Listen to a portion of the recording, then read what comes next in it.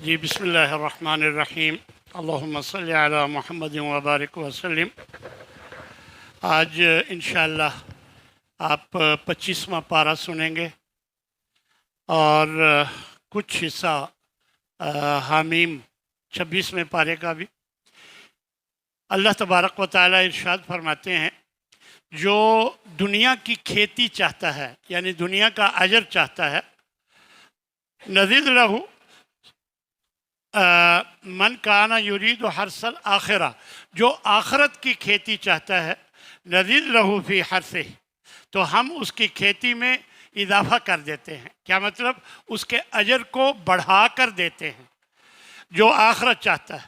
ومن کانا یرید حرث دنیا، اور جو دنیا کی کھیتی چاہتا ہے، دنیا کا اجر چاہتا ہے، تو ہم اس میں سے کچھ اسے دے دیتے ہیں، لیکن وہ یاد رکھے ما لہ فی الآخرۃ من نصیب، آخرت میں اس کے لیے کچھ حصہ نہیں ہے۔ اگر اللہ تبارک و تعالی لوگوں کے لیے، اپنے بندوں کے لیے رزق کو کھلا کر دیتا، بے انتہا دے دیتا، لبغوا فی الارض، تو یہ زمین میں سرکش ہو کر زندگی گزارتے۔ فرمایا یہ سرکش ہو جاتے، لیکن اللہ تبارک و تعالی ایک اندازے کے مطابق اتارتا ہے رزق، جس کے لیے جتنا چاہتا ہے اپنے بندوں میں سے۔ انہو بعبادہ خبیر بصیر، بے شک وہ اپنے بندوں کے بارے میں خوب خبر رکھتا ہے اور انہیں خوب دیکھتا ہے۔ فرمایا کہ جو تمہیں کوئی تکلیف پہنچتی ہے، فَبِمَا كَسَبَتْ أَيْدِيكُمْ، یہ تمہارے اپنے ہاتھوں کا کیا دھرا ہے، اور اللہ تو بہت سی غلطیوں کو معاف کر دیتا ہے، یعنی ہر غلطی کی سزا نہیں دیتا، بہت سی غلطیاں معاف کر دیتا ہے۔ فرمایا کہ جو تمہیں دنیا کا سامان دیا گیا ہے یہ عارضی ہے، دنیا کا جو بھی سامان ہے یہ عارضی ہے۔ ما لہم من محیص، فرمایا کہ جو لوگ وما عند اللہ خیر وابقی، اور جو اللہ کے پاس ہے وہ کہیں بہتر اور زیادہ باقی رہنے والا ہے ان لوگوں کے لیے جو ایمان لائے۔ فرمایا وعلی ربہم یتوکلون، اور وہ اپنے رب پر بھروسہ کرتے ہیں، یعنی دنیا کو آخرت پر ترجیح مت دو، یہ اللہ تبارک و تعالی فرمانا چاہتا ہے۔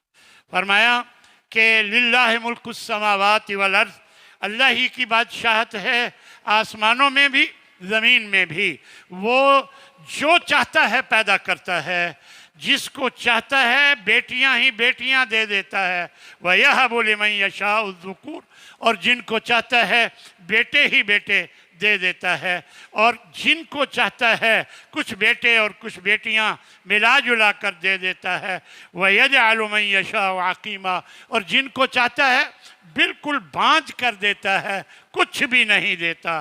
اس کو خوب علم ہے کہ کس کو کیا دینا ہے، اور وہ ہر چیز پر قدرت رکھنے والا ہے۔ فرمایا کہ جو رحمان کے ذکر سے غفلت کرتا ہے، رحمان کے ذکر میں غفلت کرتا ہے، پھر کیا ہوتا ہے؟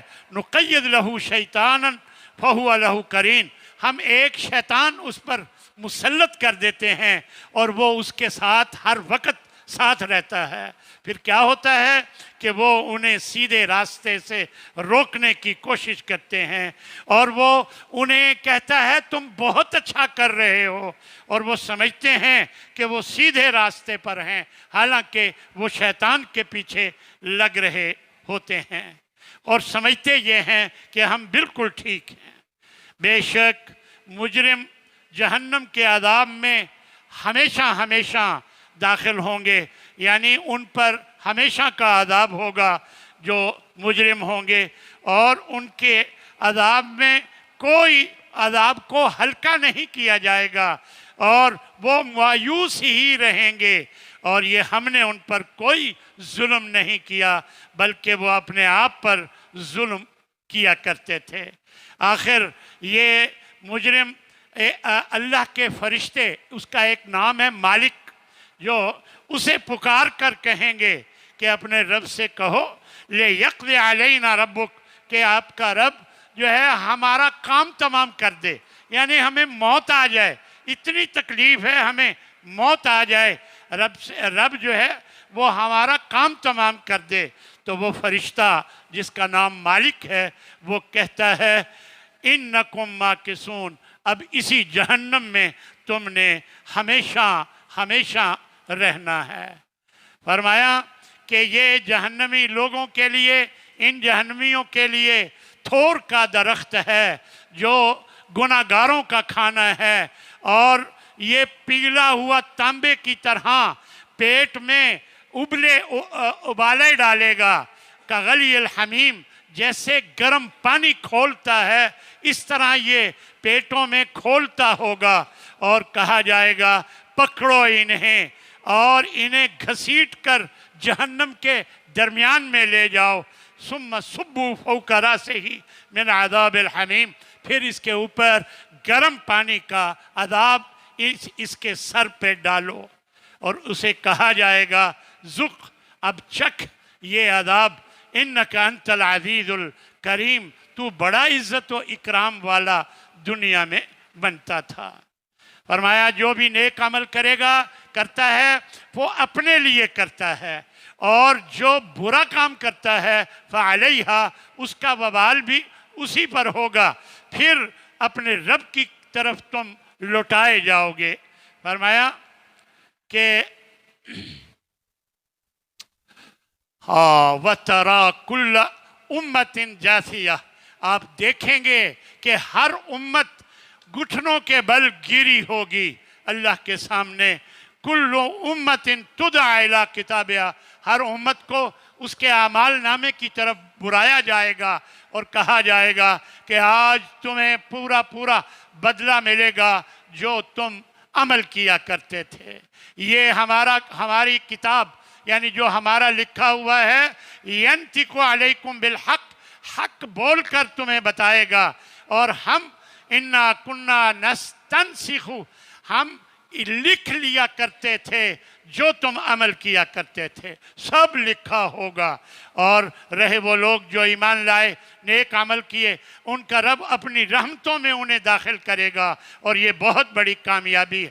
اور رہے وہ لوگ جنہوں نے کفر کیا، ان سے کہا جائے گا کیا میری آیتیں تمہارے سامنے پڑھ کر نہیں پڑھی جاتی تھیں؟ تم تکبر کرتے تھے اور تم مجرم لوگ تھے۔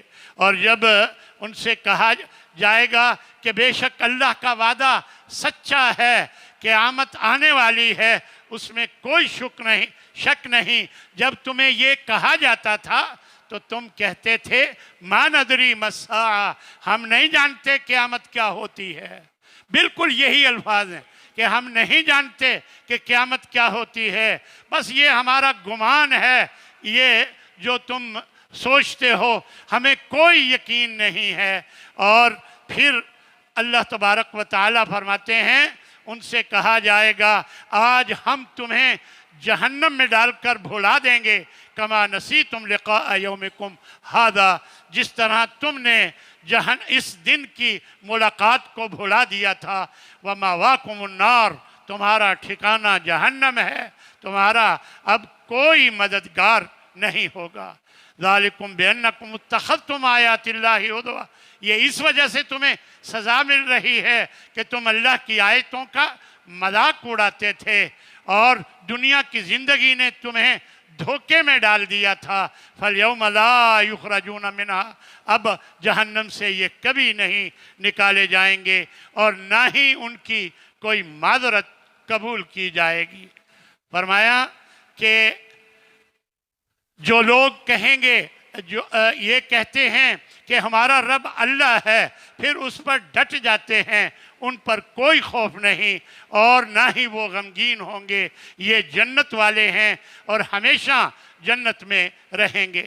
ہم نے انسان کو وصیت کی ہے کہ اپنے والدین کے ساتھ وہ احسان کرے، کیونکہ اس کی ماں نے اسے ناپسندیدگی کی صورت میں، یعنی تکلیف کے ساتھ اسے اٹھائے رکھا اور تکلیف کے ساتھ اس کو جنا، اور وَحَمْلُهُ وَفِصَالُهُ 30 شہراً، اس کے حمل اور اس کے دودھ چھڑانے کی جو مدت ہے 30 ماہ ہے، 30 ماہ، یعنی 30 ماہ تک وہ تیرا خیال کرتی رہی.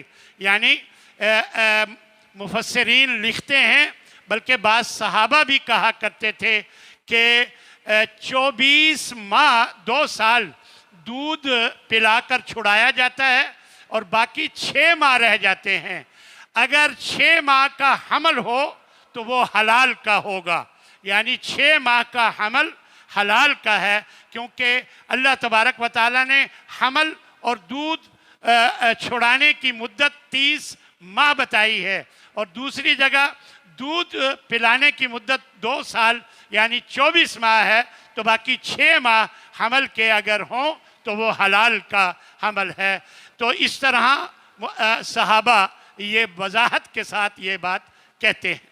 حتیٰ اذا بلغ اشدہ، آخری جملہ ہے، جب وہ جوانی کی عمر کو پہنچ گیا اور پھر 40 سال کا ہو گیا تو وہ یہ دعا کرنے لگا، رب اوزعنی ان اشکر نعمتک التی انعمت علی وعلی والدی وان اعمل صالحا ترضاه واصلح لی فی ذریتی انی تبت الیک وانی من المسلمین. کہ وہ یہ دعا کرے کہ اے میرے رب مجھے توفیق دے. یعنی یہ ذرا میری یہ بات غور سے سن لیں، یعنی 40 سال جن کی عمر ہو چکی ہے، یہ سورہ احقاف ہے اور اس کی آیت نمبر 15 ہے. اس میں یہ 15 نمبر آیت میں یہ دعا ہے جو میں جس کا ترجمہ کرنے لگا ہوں. یہ دعا یاد کریں اور ہر 40 سال سے بڑا جو بھی ہے اس کو یہ دعا پڑھتے رہنا چاہیے. یہ اللہ کا حکم ہے. تو کیا کہ رب اوزعنی، اے میرے رب مجھے توفیق دے کہ میں تیری نعمتوں کا شکر ادا کروں جو تو نے مجھ پر کی، میرے والدین پر کی، اور میں ہمیشہ نیک عمل کروں جسے تو پسند کرتا ہے، اور میری اولاد کی اصلاح فرما. میں تیری طرف رجوع کرتا ہوں اور بے شک میں مسلمانوں میں سے ہوں. اللہ تبارک و تعالیٰ سے دعا ہے کہ اللہ ہمیں عمل کی توفیق عطا فرمائے. وآخر دعوانا ان الحمد للہ رب العالمین.